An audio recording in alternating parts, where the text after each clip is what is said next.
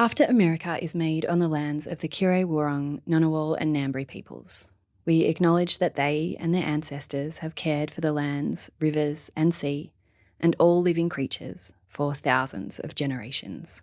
We pay our respects to elders past and present and acknowledge that sovereignty was never ceded.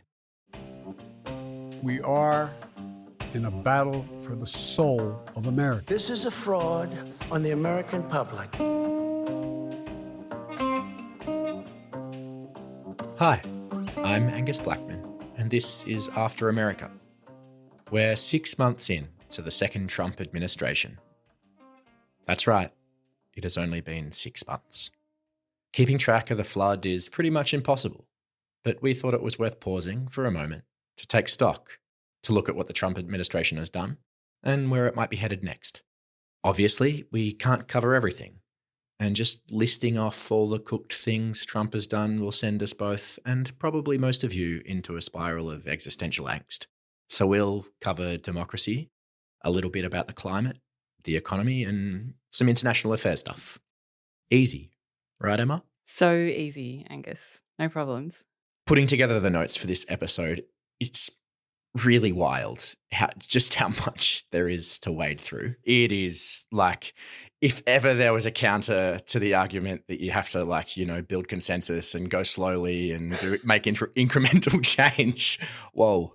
Yeah, move fast and break things is a phrase that's deployed a lot around Trump and the Trump administration, and it's pretty accurate.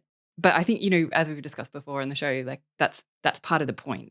It's not Trump just distracting by moving on to the next thing really quickly. It is genuinely all part of a big, quite detailed plan to radically restructure American life. And watching it happen in real time is pretty wild. Like you said, it's pretty unbelievable that it has only been 6 months. Said it many times. And it's no more true or real when we think about the events of January 6th. We are in a battle for the soul of America. The MAGA Republicans don't just threaten our personal rights and economic security. They're a threat to our very democracy. They refuse to accept the will of the people. They embrace political violence. They don't believe in democracy. I wanted to start with Joe Biden. Remember him? I do. He framed the last election as a battle for the soul of America. He called Trump's most hardcore supporters semi-fascists and said that a second Trump administration would be a threat to American democracy. How right was he? He was pretty right, yeah. I mean, the semi-fascists always fascinated me. That was Biden hedging and, trying to build consensus, just as you said, as part of the kind of old school approach to politics. And maybe not fall into that Hillary Clinton deplorables trap, right?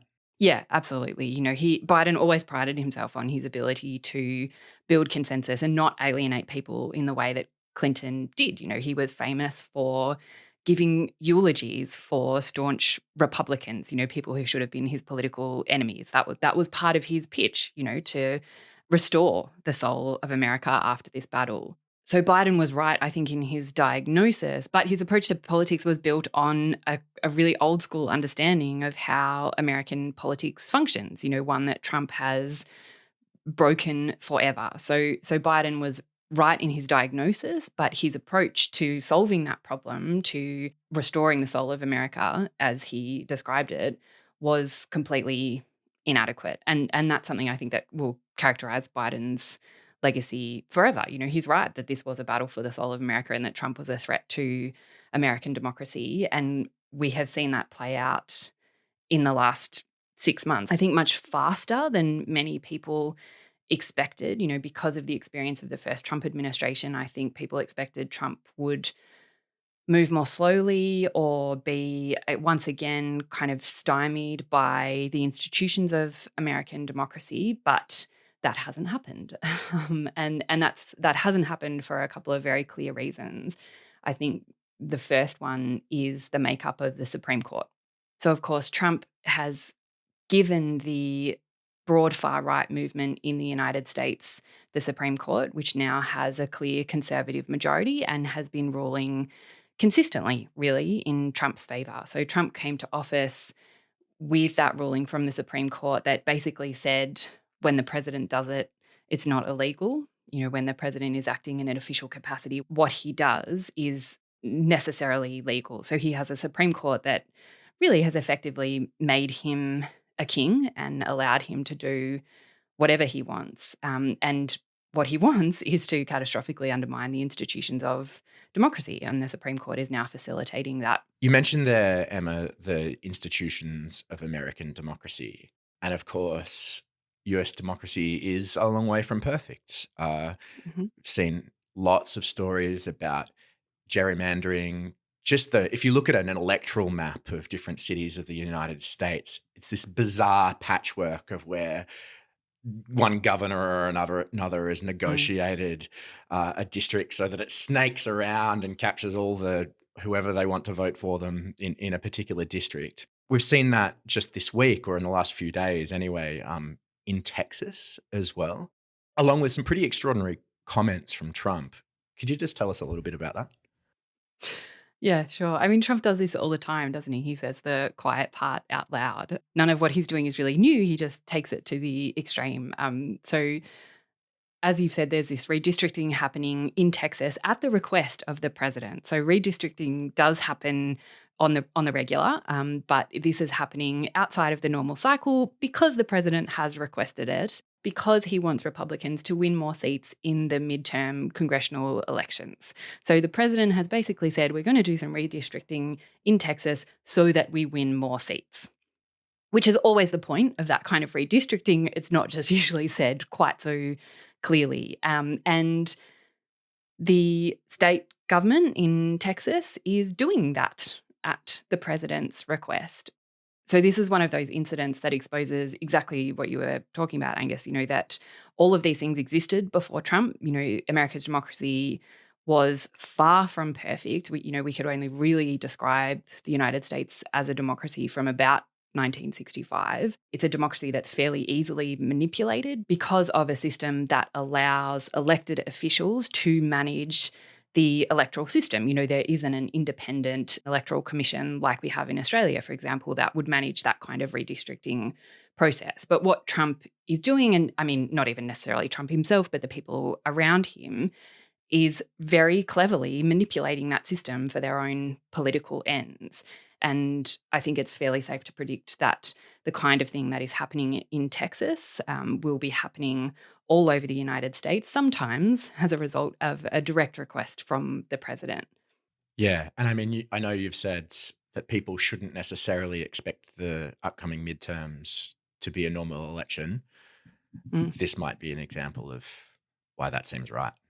Yeah, unfortunately, I think so. And I think it's important to say as well that I think sometimes we expect, when we're talking about the demise of the most important democracy in the world, that there will be some kind of neat moment where we can see that democracy is over, that there'll be some incident, where the president says all the elections are cancelled, we're an authoritarian dictatorship now. It's not likely to happen that way.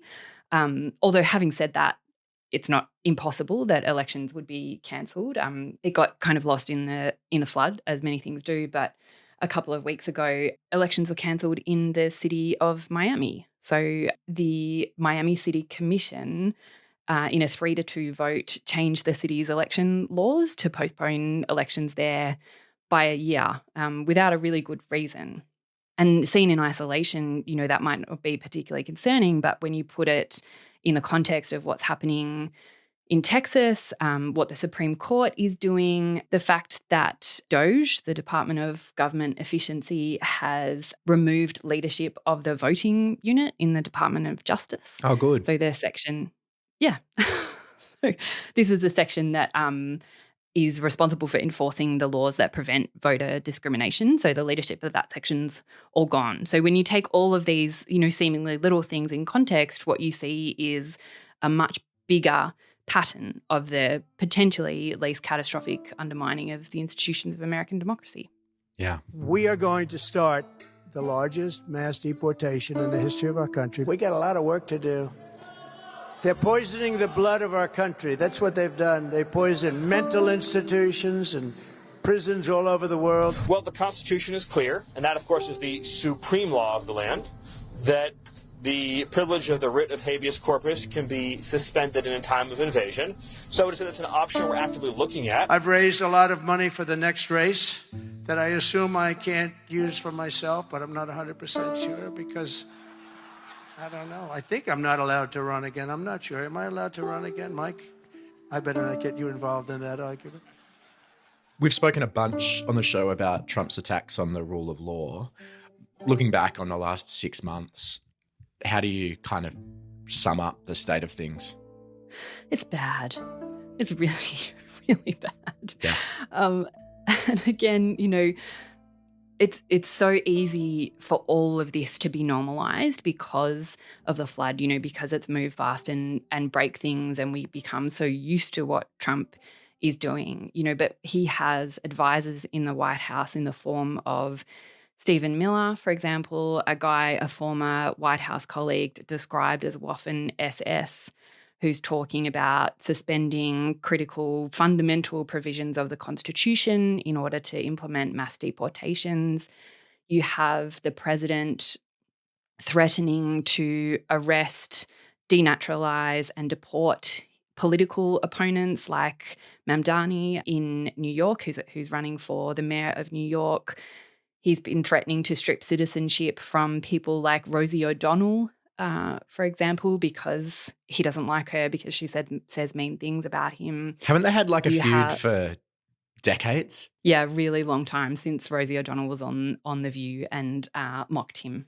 Right. This is the source of most of Trump's ideological convictions, if we can call them that, are personal. They're personal vendettas because someone said something mean about him and he didn't like it. And that is being extended out and used by people like Stephen Miller to create a system where people who are in the United States legally but are saying things that the administration doesn't like, particularly about Palestine, are being, literally loaded into vans by masked ICE agents and disappeared, and sometimes deported to mega prisons in places like El Salvador. So the destruction of due process, again, a foundational constitutional principle where everyone has a right to due process, has been catastrophically undermined. Trump is also going after things like birthright citizenship, widely regarded, again, as a foundational constitutional principle in the United States, all with a Supreme Court that is entirely willing to facilitate everything that he is doing. So again, it's not necessarily any one thing where we can say, that's it, the rule of law is gone, it's over. It is attacks on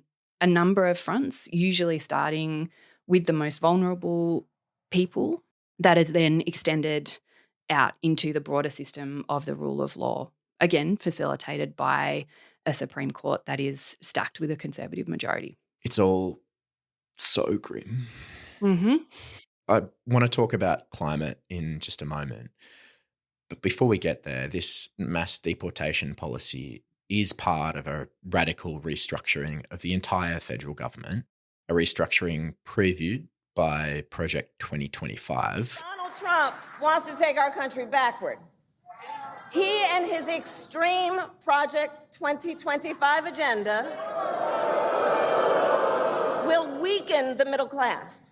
Like, we know we got to take this seriously. Can you believe they put that thing in writing?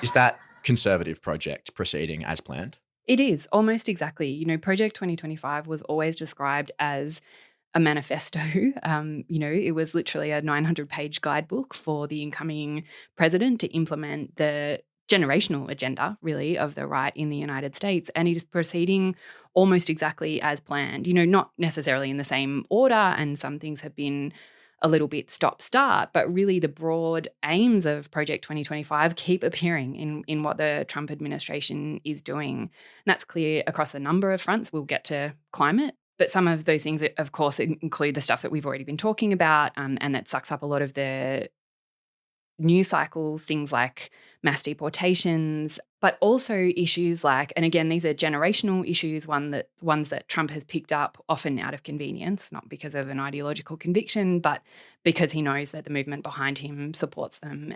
And one of those is the dismantling of the Department of Education that we've spoken about before on the show. But that has been implemented partly through Doge firings, which were initially stopped by court orders, as they have across many departments and agencies, but in a recent ruling by the Supreme Court have been okayed again because of a conservative majority on the Supreme Court. And this view that what Trump has handed this movement is a generational victory. You know, he handed them victory when it came to abortion, and he's now handing them a similar victory when it comes to the dismantling of the Department of Education. The Trump administration has already fired over a third of the staff of the Department of Education, which of course catastrophically undermines what the department is able to do and will disproportionately affect the most disadvantaged students from all the way from, you know, what we would call kindergarten through to college, and is attempting to kind of hand back the administration of education to the states and further privatize that system and really bake in both racial and wealth inequality. So across the kind of full spectrum of the federal government, from education to climate, that we'll get to immigration, Project 2025 is a playbook that the Trump administration is using very effectively. Yeah. So I said at the top of the show that it's wild just how much has happened. So much, it seems, that we now have about 15 minutes to talk about climate, the economy, and international affairs. So we'll see how we go. Cool. Yeah. So something that hasn't got a heap of news coverage is what the Trump administration's been doing with regard to climate action. Mm. Project 2025 recommended undoing basically all of it. That's going to plan too, yeah? Yeah, it really is. So, of course, the big symbolic act was Trump withdrawing the United States again from the Paris Climate Accords on day one, which was a big promise. It doesn't have a huge effect on policy, but symbolically it was very important. But of course, they've been very busy undoing all of the Biden administration's Inflation Reduction Act, which was the big piece of climate legislation that Biden oversaw. And then on the 4th of July, on Independence Day, when that one big, beautiful bill act was passed, there was a bunch of stuff in there that both undoes existing climate action and adds to fossil fuel use and production. So the bill cut off federal financial support for renewable energy generation. It cut electric vehicle subsidies, which of course is one of the sources of Trump's big feud with Musk. And as promised and as recommended in Project 2025, it also further opens up federal lands for oil and gas drilling and subsidizes those things alongside coal as well. So all of that, I think, is very predictable given what Trump has said about climate action. But of course, this is all connected as well, because what Doge is doing in effectively decimating the agencies and departments of the federal government also has a big impact on climate action and environmental management more broadly. So, for example, Doge fired a bunch of people in NOAA, the National Oceanic and Atmospheric Administration, which does things like administer weather services.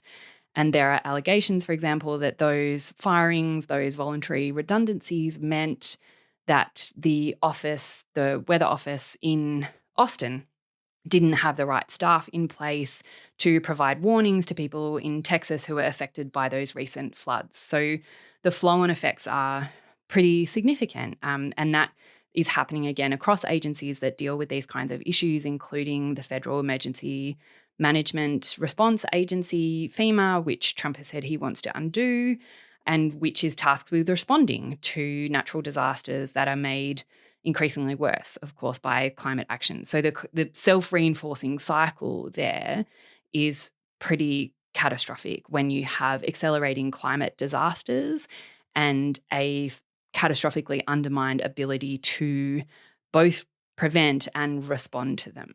Yeah. And I mean, what One of the things that kind of stands out to me, and I don't know if you or others kind of predicted this, Emma, but the way that the administration has been able to find backdoor ways to kind of achieve its goals. So, you know, for example, with the decimation of USAID, right? Like, as I understand it, often that would require some sort of congressional involvement.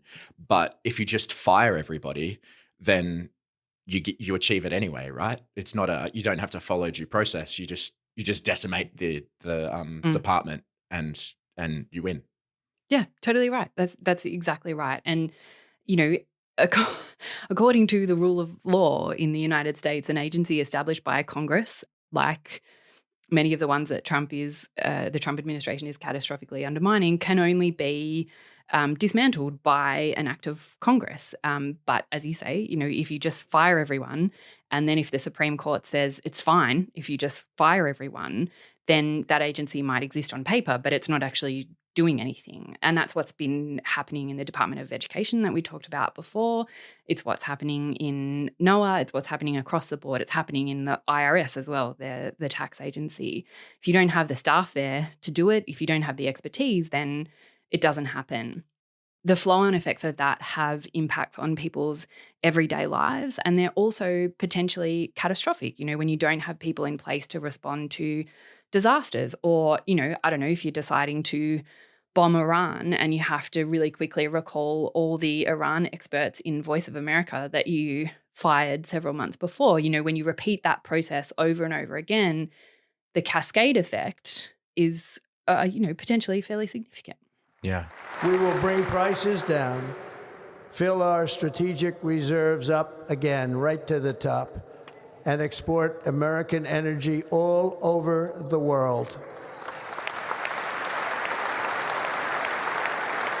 We will be a rich nation again, and it is that liquid gold under our feet that will help to do it. We'll get to Iran and international affairs in just a second.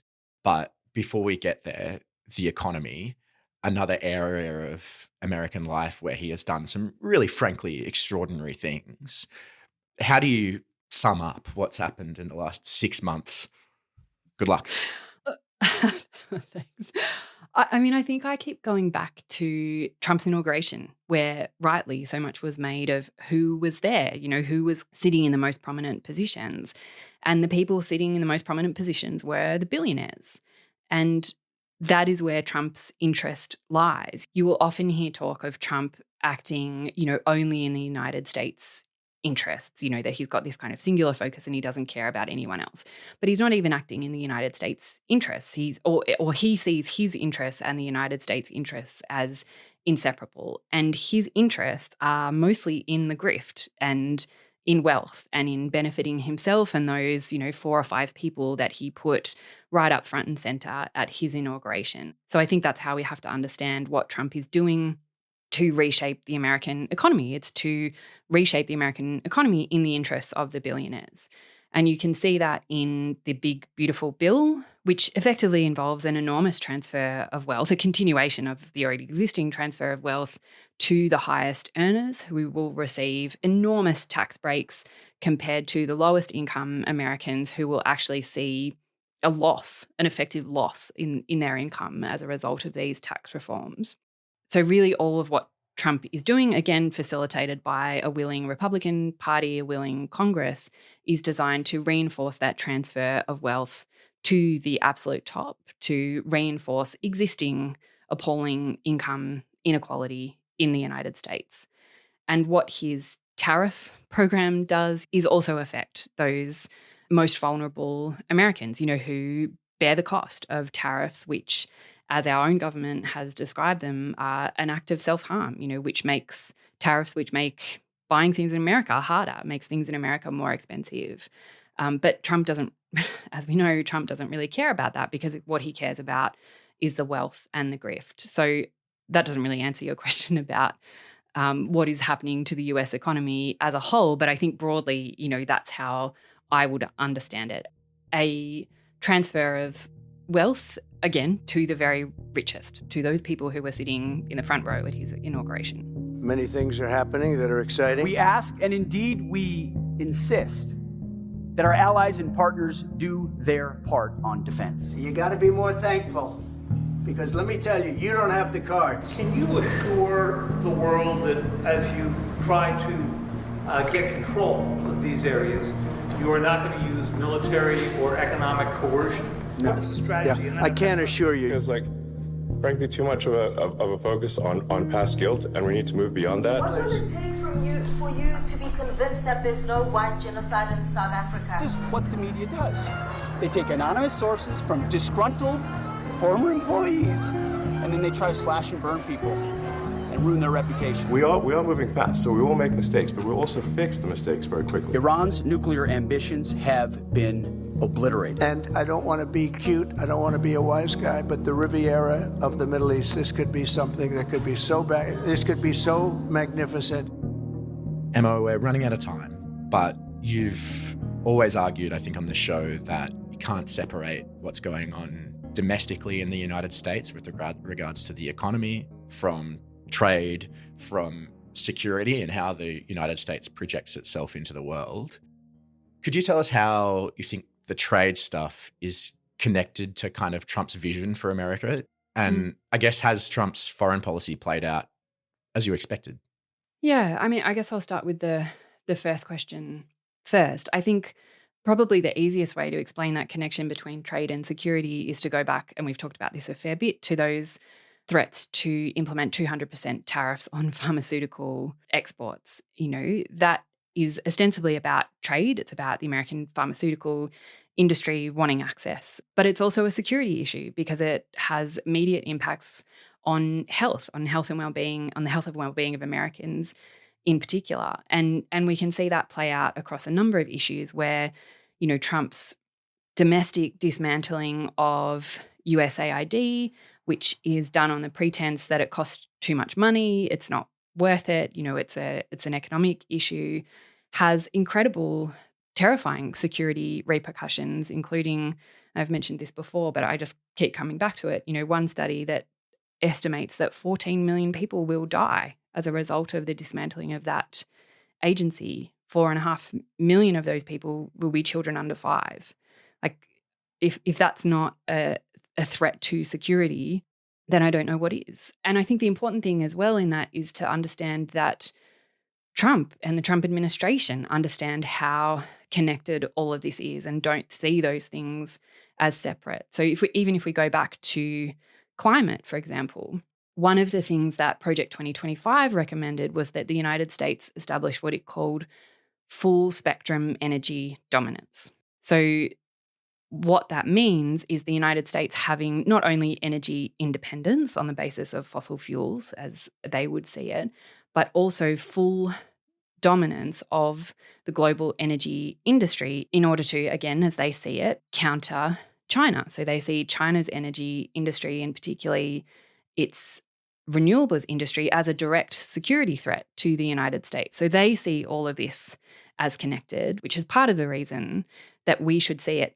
as connected too. You know, Trump's attacks on climate action, its aims for full spectrum energy dominance, are part of its framing of China as an existential security threat to the United States. And of course, that framing has implications for Australia as well. So again, all of this is fairly predictable because it was all laid out in Project 2025. And Trump, again, told us, you know, what he was going to do. He has talked about things like annexing Greenland for a really long time. He talked about NATO as a drain on the United States for a really long time. He threatened to catastrophically undermine NATO in his first administration. So none of this should be, at least, none of it should be a surprise. Some of it has happened faster, I think, and more aggressively than many people might have predicted, but it was, I think, fairly predictable. Yeah. And I said in the intro that we'd talk a little bit about where the administration might be headed next. There's been a lot made in the last kind of couple of weeks about the Epstein files and about the backlash from Trump's MAGA base about initially, I guess, refusing to release them. Is this as big a risk for kind of the Trump administration and Trump's presidency as people seem to be making it out to be? Mm. I mean, so people absolutely are suggesting that this could do him in, and he does seem rattled. He's posting about it a lot on Truth Social. There's been a lot made of some of those posts suggesting that Trump has abandoned his core supporter base by not doing this. And the base, a core of that base is really angry about this, particularly the perennially online base is very upset about this.